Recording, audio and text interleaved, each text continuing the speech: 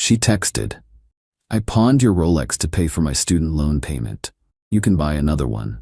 The watch my deceased father left me." I replied, "Thanks for letting me know."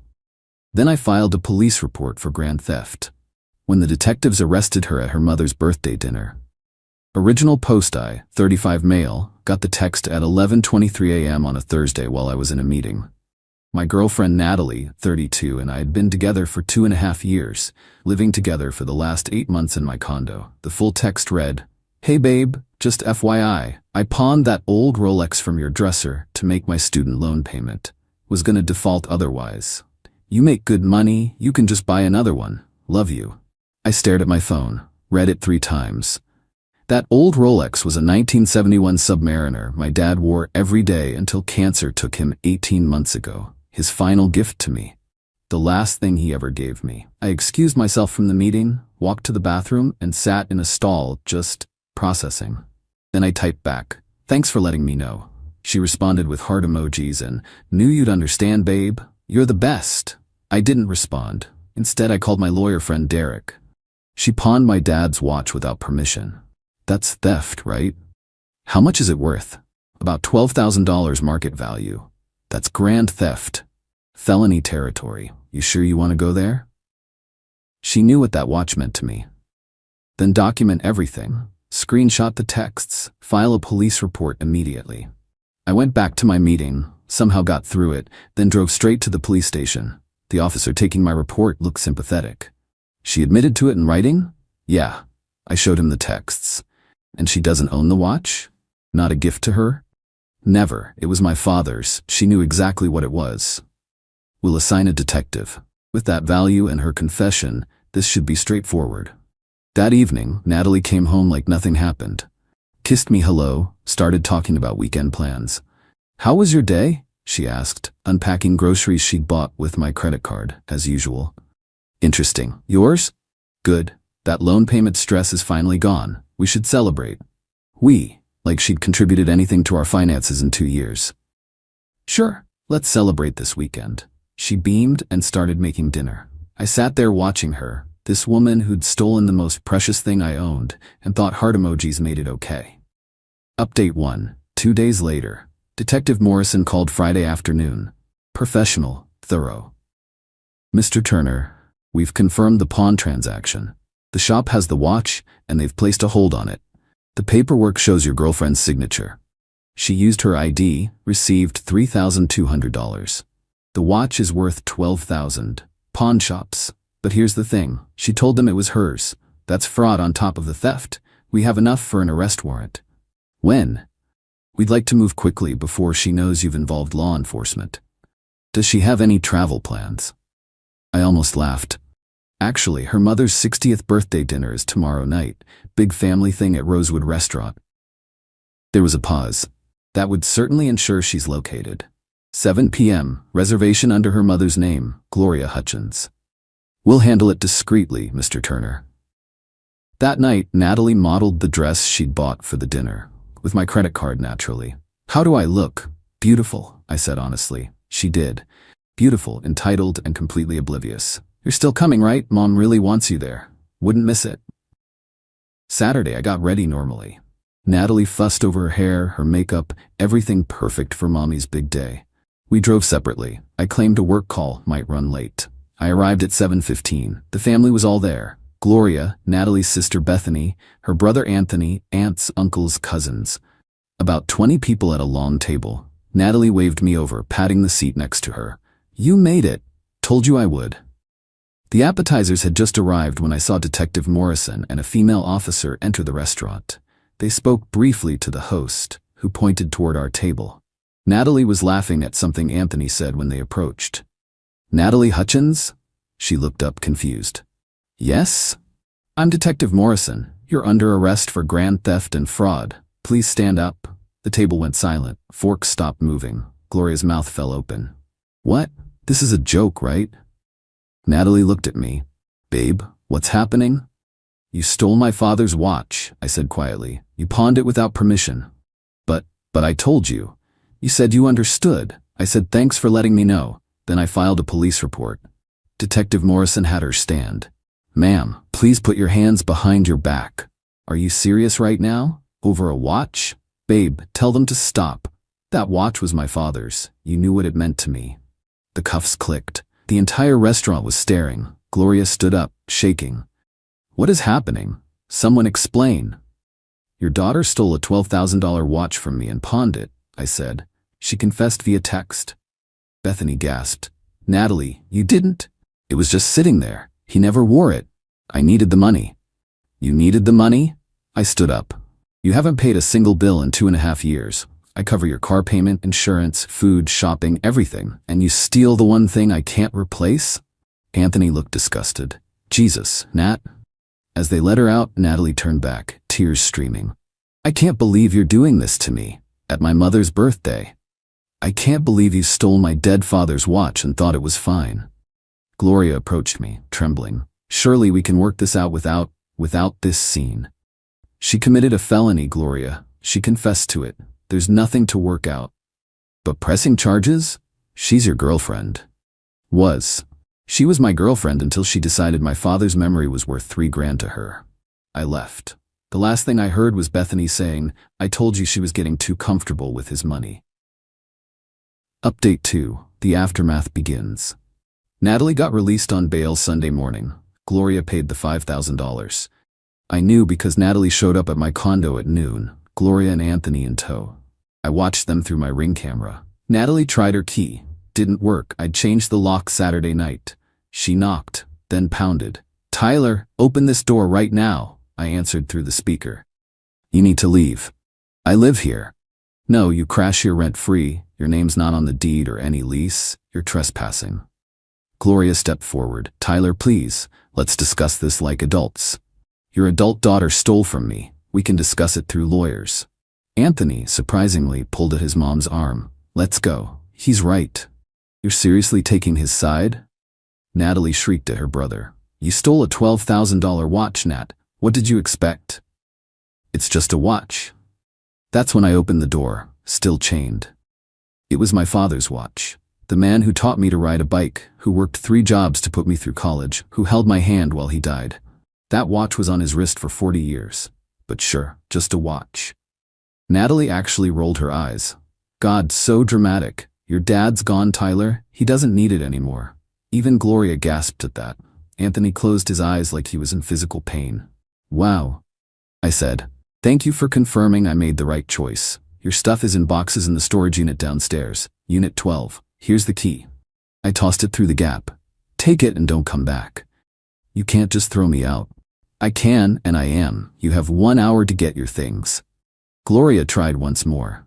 If we pay you back for the watch, it's not about money. She took something irreplaceable and pawned it like garbage. Then had the audacity to tell me to just buy another one. We're done here. Natalie was full on crying now. Where am I supposed to go? Not my problem anymore. I closed the door. Update 3, Monday morning escalation. Monday, 8 a.m., I got a call from my credit card company. Mr. Turner, we're calling about several unusual charges on your account. My stomach dropped. How many? Approximately $4,300 in the last 48 hours. High-end retailers, electronics, jewelry stores. Of course. Natalie still had my credit card number memorized. Cancel the card immediately. Those are fraudulent. We'll send you the dispute forms. I screenshot every transaction. Then I called Detective Morrison. She's adding credit card fraud to her charges? Appears so. Email me the evidence. Then came the social media campaign. Natalie posted a sob story about her abusive ex who had her arrested for borrowing something and was now making her homeless. She claimed I was controlling, manipulative, that I'd isolated her from friends and family. Her friends ate it up. My Instagram and Facebook inboxes filled with messages calling me heartless, abusive, pathetic. Someone found my LinkedIn and messaged my company saying they employed an abuser. I didn't respond to any of it. Instead, I posted one thing. Since there seems to be confusion, my ex-girlfriend stole my deceased father's Rolex and pawned it without permission. When confronted, she said I should just buy another one. I filed a police report for grand theft. She's now also committed credit card fraud. I have receipts for everything. I attached her original text and the pawn shop receipt. The tide turned quickly. Half her friends deleted their messages. Others doubled down, saying I was cruel for involving police. Then Bethany commented, "Natalie, just stop. You know what you did was wrong. Mom and Dad have been enabling you for years, and now you're facing consequences. Tyler, I'm sorry about your father's watch." Natalie called from Gloria's phone an hour later, screaming, "How dare you turn my family against me?" "I didn't. You did that yourself. Bethany is supposed to support me. Maybe she's tired of watching you use people." "I didn't use you. I loved you. You loved my wallet. There's a difference. You're going to regret this. I'll make sure everyone knows what kind of person you really are." "Good luck with that. I have your confession in writing." She hung up. That afternoon, my company's HR called. They'd received an email from Gloria claiming I was harassing her daughter and creating a hostile situation. She demanded they take action. My manager, James, was cool about it. I showed him everything: the texts, the police report, the credit card fraud. "Jesus, Tyler, your ex is psycho." "Yeah, learning that the hard way. We'll handle this. Don't worry about your job." Update 4. The courtroom drama. 2 months later, we're in court for the preliminary hearing. Natalie showed up in a conservative suit, trying to look innocent. Gloria, Bethany, and Anthony were there. I noticed Natalie's dad, Robert, wasn't. Turned out he was done with her drama. The prosecutor laid out the case: the text confession, the pawn shop records, the credit card fraud. Natalie's lawyer, some overworked public defender, tried arguing it was a misunderstanding between romantic partners. The judge actually laughed. "Counselor, she literally texted him that she took and pawned his property. Where's the misunderstanding? My client believed she had implicit permission." "Did she ask?" "No, Your Honor, but..." "Then she didn't have permission." This proceeds to trial. During a recess, Gloria cornered me in the hallway. "Please, Tyler, she's facing prison time. Felony charges will ruin her life." She ruined it herself. She's getting help, therapy. She knows she was wrong. No, she knows she got caught. Robert appeared from nowhere. I hadn't seen him enter. "Gloria, stop. The girl needs to face consequences for once in her life." "Robert, she's our daughter, and we created this monster by never saying no to her." "Tyler, I'm sorry about your father's watch. That was despicable." Natalie saw her dad and rushed over.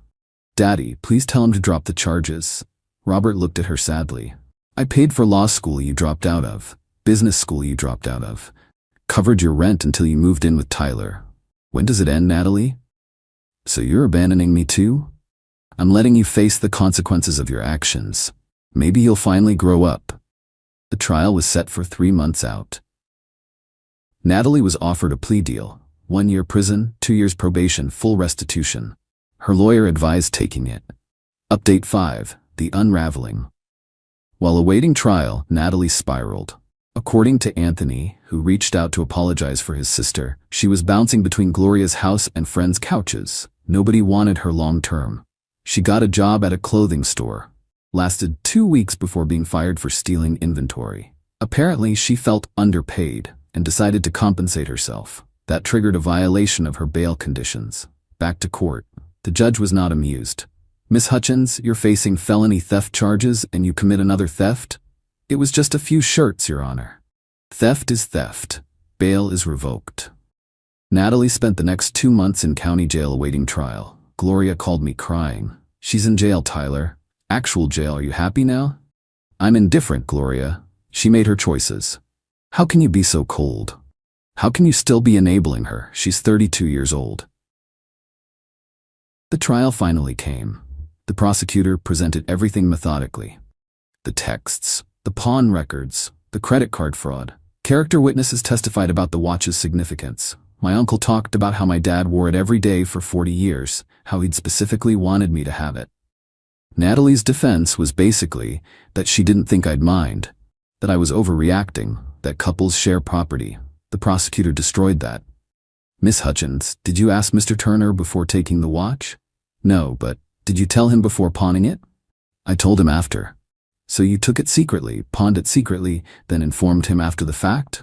"When you put it like that, how would you put it?" "I needed the money." "So you stole." "It wasn't stealing. Taking someone's property without permission is literally the definition of stealing." The jury deliberated for 2 hours, guilty on all counts. Update 6. Sentencing and consequences. Sentencing was brutal. The judge considered the violation of bail, the additional theft, the complete lack of a remorse. Miss Hutchins, you've shown a pattern of entitlement and disregard for others' property. You stole a family heirloom, showed no genuine remorse, committed additional crimes while on bail, and throughout these proceedings, you've blamed everyone but yourself. 18 months in state prison, 3 years probation, full restitution of $12,000, plus the $4,300 in credit card fraud. Natalie collapsed. Gloria wailed. Robert sat stone-faced. Anthony just shook his head. Bethany wasn't even there. She'd washed her hands of the situation. As they led Natalie away in cuffs, she looked at me one last time. I hope you're happy.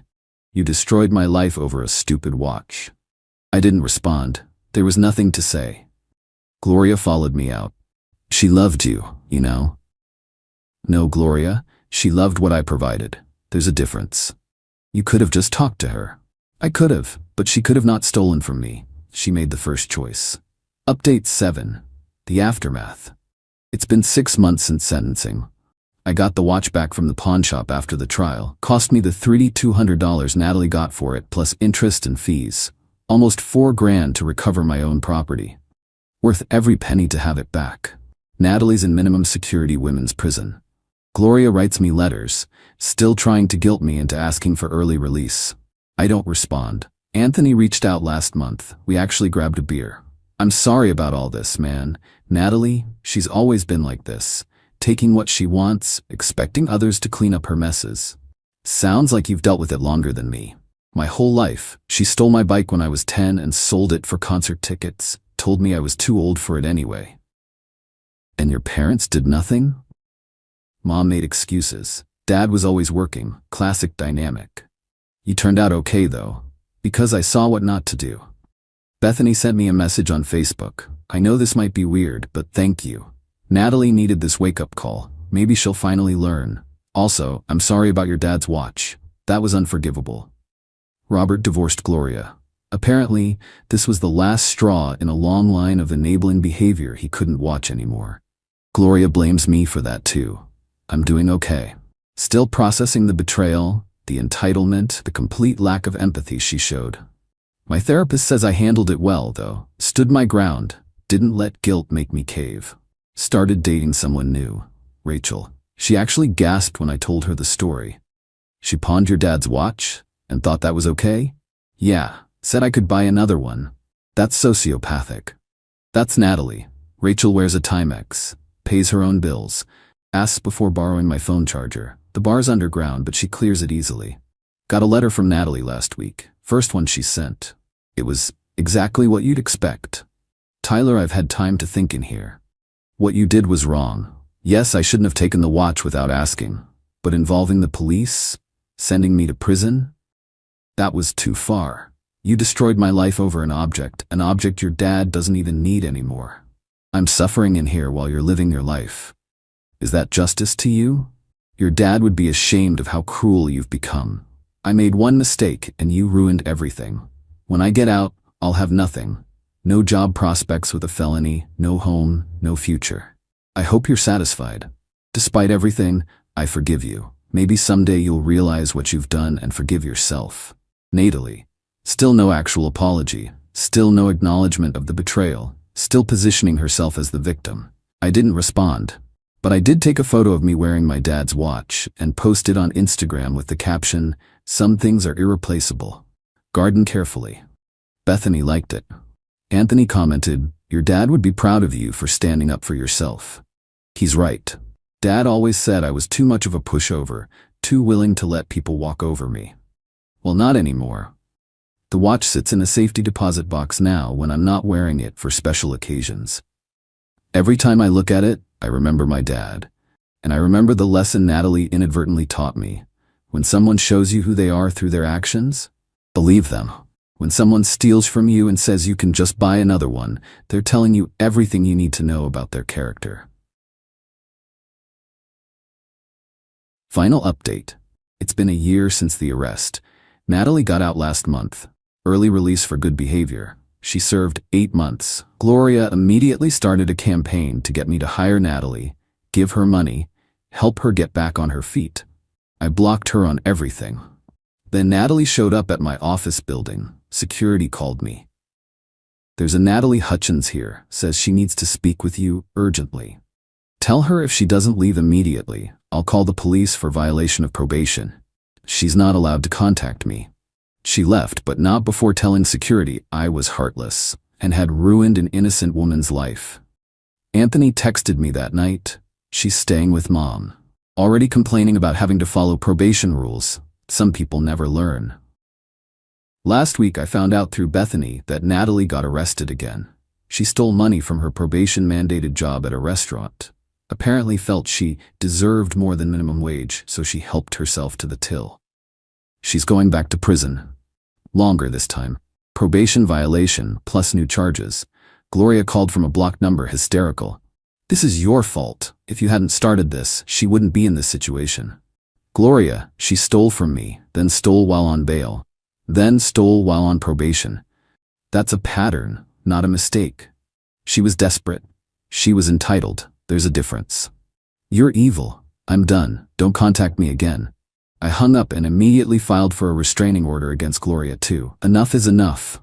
Rachel and I are moving in together next month. She insisted on showing me her credit report and bank statements first. I want everything transparent, no surprises. You don't have to. After what you went through? Yes, I do. Trust but verify, right?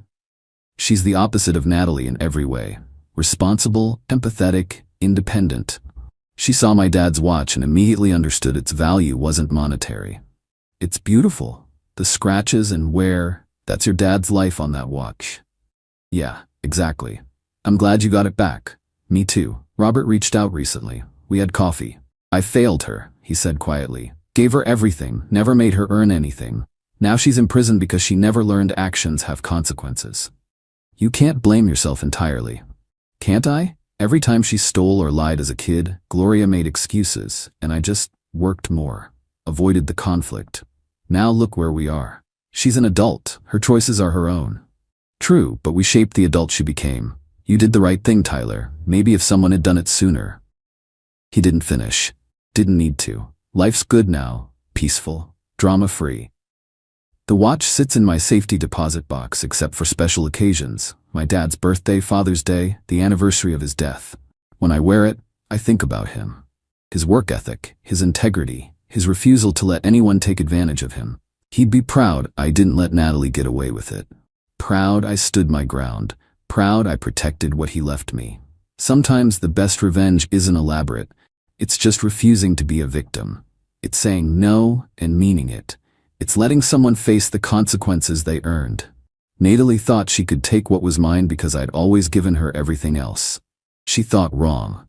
And she's paying for that miscalculation. That's not cruel, that's justice. The watch ticks on, keeping perfect time, just like it did on my father's wrist for 40 years. It'll tick on my wrist too, and someday my son's. Because some things are meant to be preserved, protected, and passed on, and some people are meant to be left behind.